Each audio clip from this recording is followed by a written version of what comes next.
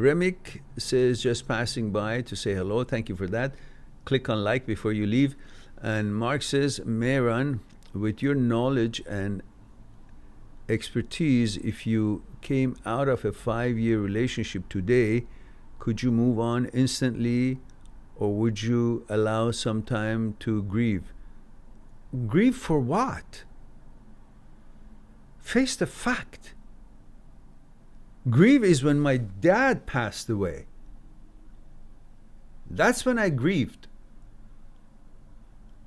You grieve if a loved one dies. You don't grieve if a breakup happens. Grieve for a breakup is selfish. It's normal and it's recommended, but if you look into the roots of it, what are you sad about? She's healthy and happy and alive and safe, and you're healthy and happy and alive and safe. So what are you grieving about? You're grieving about what you were denied. Pleasure.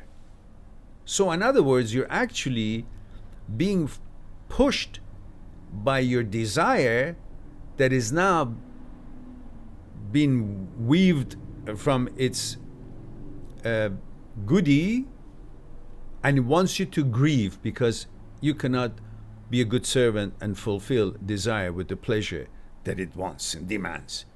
And hence, the ego says, hey, I'm not fluffed because you didn't fulfill the desire for the pleasure that it wants. So why don't you go grieve because you haven't done it for us? Otherwise, for you, you're all intact, in one piece, perfectly eligible and ready to go and encounter what's out there. Other beautiful choices and amazing possibilities.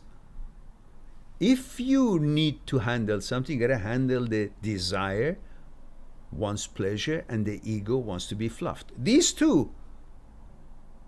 And your fear of, what if I don't find somebody else? These three are messing you up, making you have to now grieve. Why?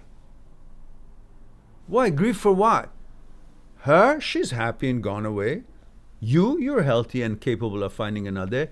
So what makes you grieve?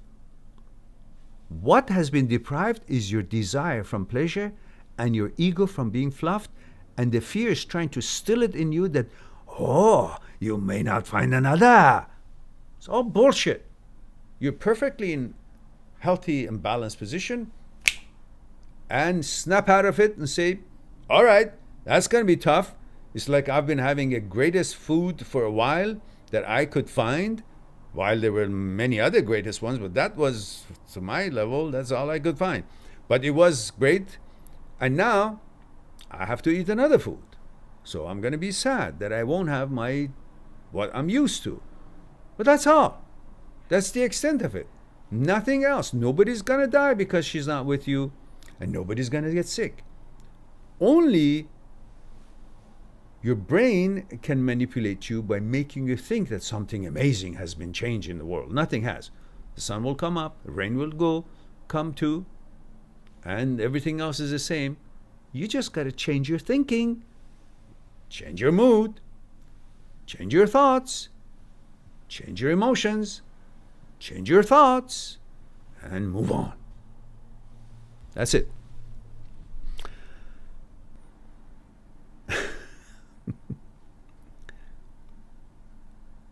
Black Hat says, what's your protocol for breakup in general? Just move on and never contact again? There's no protocol. Why does it have to be formulated? You were in friends and then in a relationship and then broke up. Okay, move on. Why suddenly this particular transition or this particular experience seems to be the pinnacle of your life that you can't move on? Why? Many things else in your life come and go, and then you go and find another one and advance by knowing yourself better through that experience and knowing what you should be expecting more and above what you did expect in the previous experience. Yet when it comes to a relationship, suddenly you buckle. You just can't. Why? You got to figure out why. You got to figure out how you're made out. What makes you tick in here? Because it's all in here. There's nothing out there. There's nothing out there that is holding you back from your abilities to be able to go on and have a healthy and happy life. It's all in here. Based on the conditioning you've received and the stigmas and social stigmas and the mental stigmas and all the stereotypes and all the things that you think it's the right and wrong and this and that, so forth, and then you go nuts. Otherwise, nothing has happened. You were with a girl. And the fact that you've been conditioned to define yourself through a woman, define yourself and approve of yourself, validate yourself through attention of a woman is the problem. That you think that's the only way you can be validated. And if she turns away from you, then you're messed up. Then you're not good enough. Because woman in our life is very important. We've learned it from childhood. We've been cared by a woman. We've been fed by a woman. We've been protected by a woman.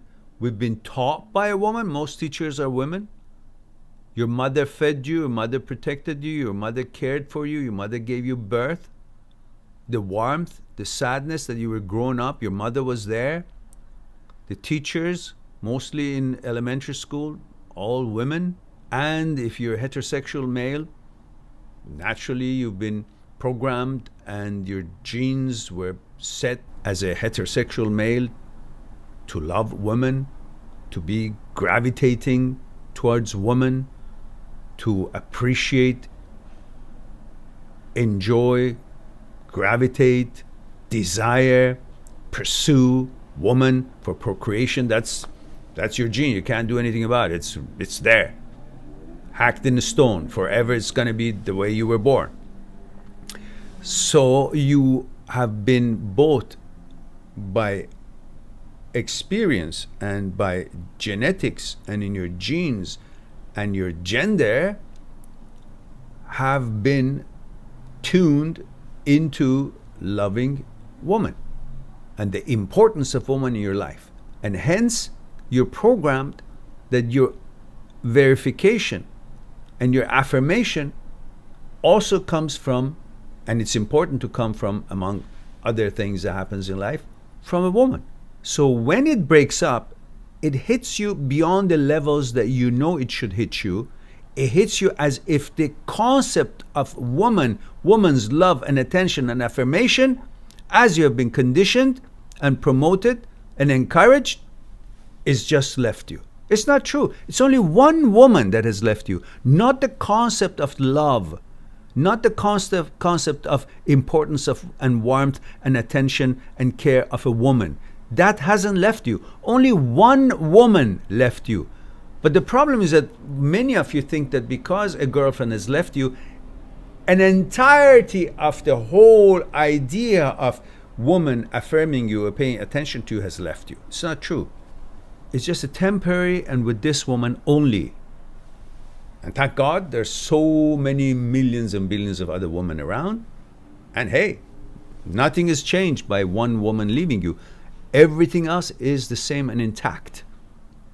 You may be sad naturally because you're used to that arrangement, that woman, that relationship. You will be sad if you lose your bicycle, let alone if it's a relationship. So that's okay, that's normal. But making it bigger than what it is, that's stupid. That's careless. And Black Cat says, thank you guys. It's hard, though very hard. Well, yeah, but you're a man.